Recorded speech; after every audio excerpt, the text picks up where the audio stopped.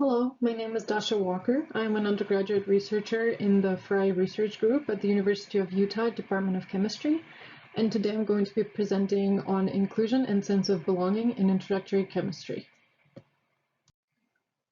So a little bit of the background, we know that sense of social belonging is an important psychological factor that drives motivation, which is important for academic outcomes. And we also know that college classroom environment affects students' perceptions of belonging, and that social belonging in general chemistry in particular affects students' performance. So the two main questions that this project is trying to answer is what affects classroom environment and students' sense of belonging, and also what does an inclusive classroom mean to students in STEM courses. So a Likert scale survey was given at the end of the semester in Chem 1210 course.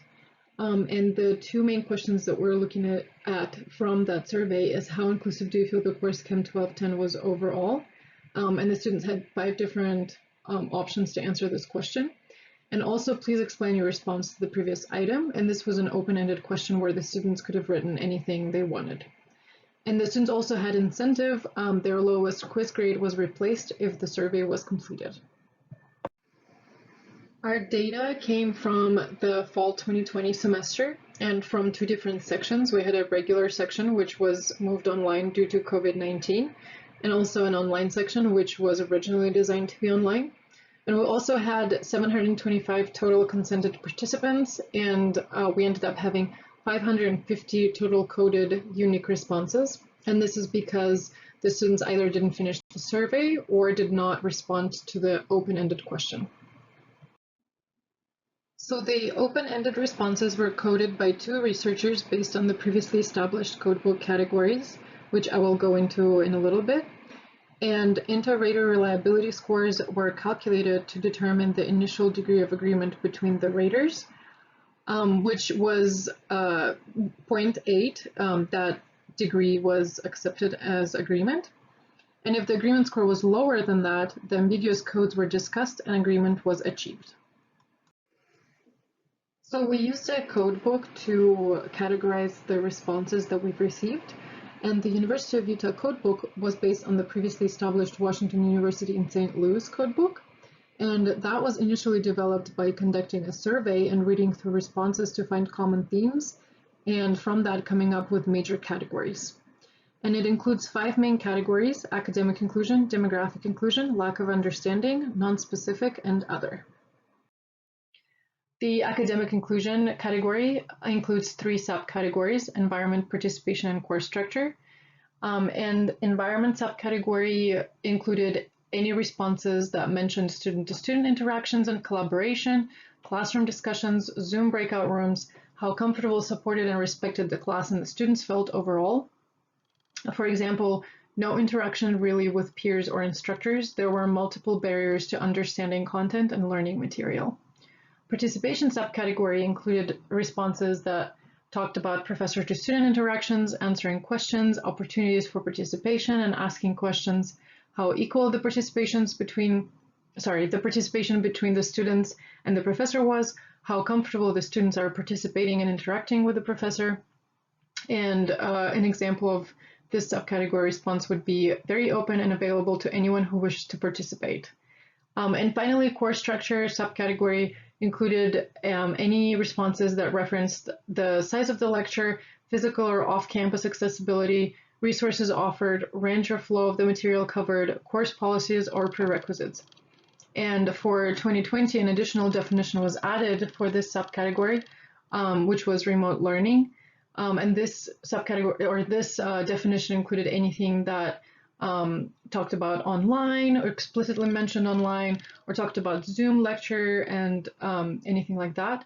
And you might have noticed that I mentioned that Zoom breakout rooms were included in the environment subcategory. That's because we decided that breakout rooms are usually used for students to collaborate and discuss things. So we have decided that it fit more under the environment subcategory.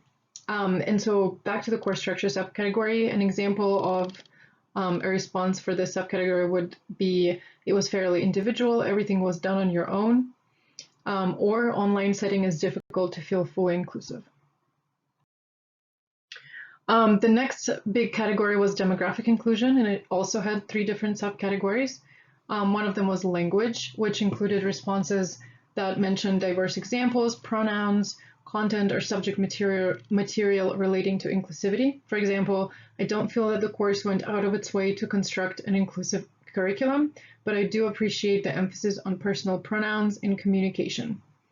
The next subcategory is general demographics/background, which included responses that talked about gender, racial, ethnic, religious, political diversity, academic background, previous knowledge, various majors, accommodations for non-traditional students, students of different abilities, various socioeconomic status, students caring for dependents, and general diversity.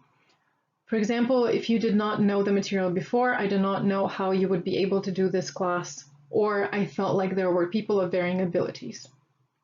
And the final subcategory here is self-reported identity, which included responses that talked about self-reported aspect or identity relating to inclusivity.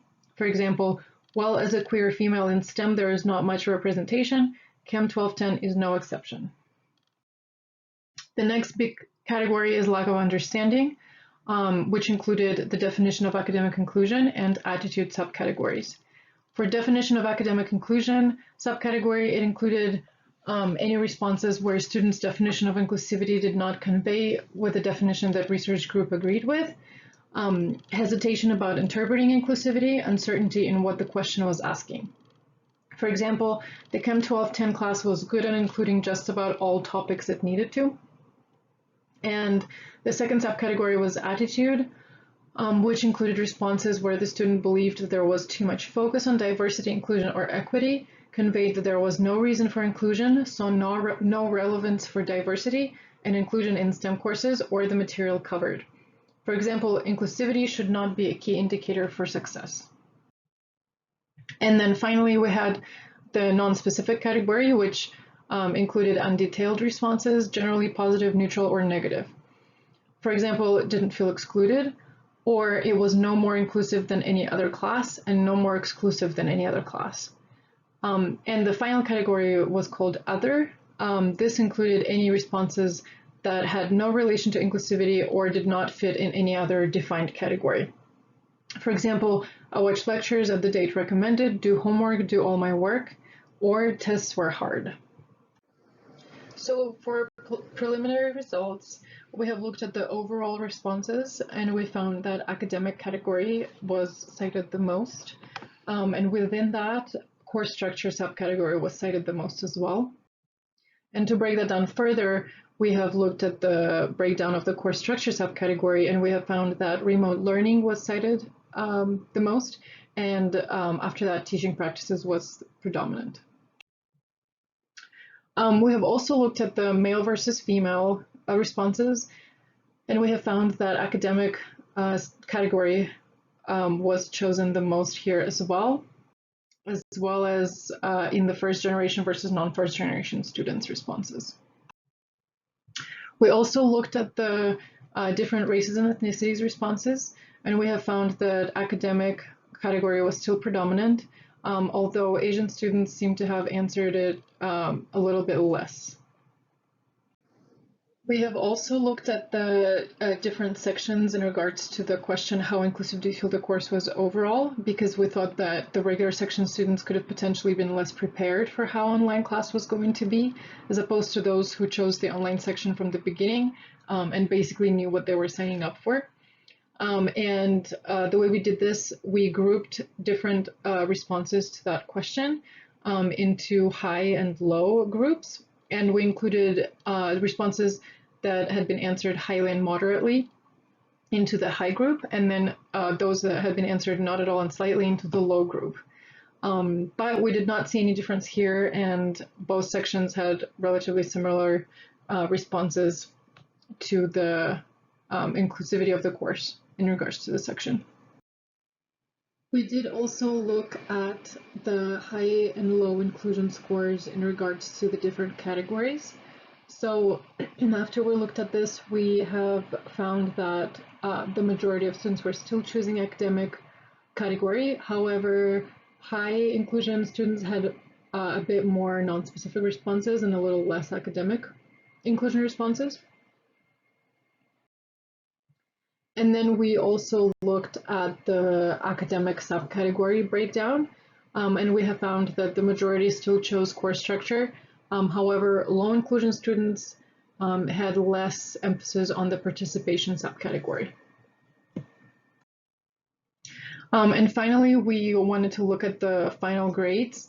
And again, here we have split this into two different groups, high and low groups.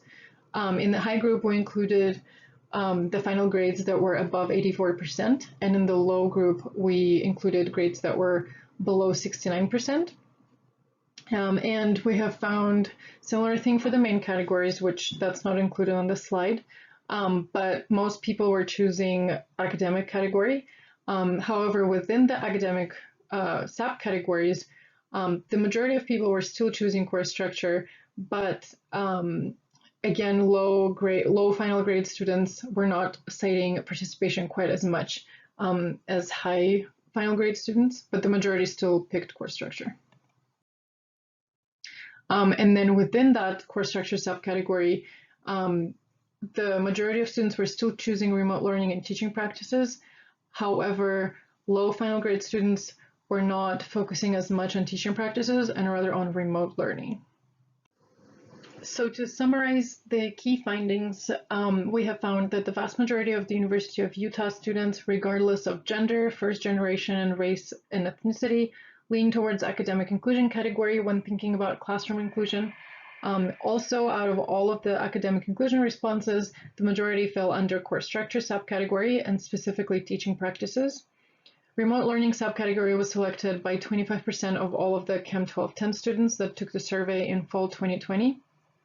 No difference was shown in how inclusive students felt between those who signed up for the regular section that was moved online and those who signed up for the online section. Course structure was more important for students with low inclusion score and students with low final grades. And remote learning subcategory was more important for low final grade students as opposed to high final grade students, who mostly split between remote learning and teaching practices. And so for conclusions and implications, it is important to remember that this is an ongoing project, and we're going to be looking at the physics classroom inclusion surveys next, as well as general chemistry 2 after that.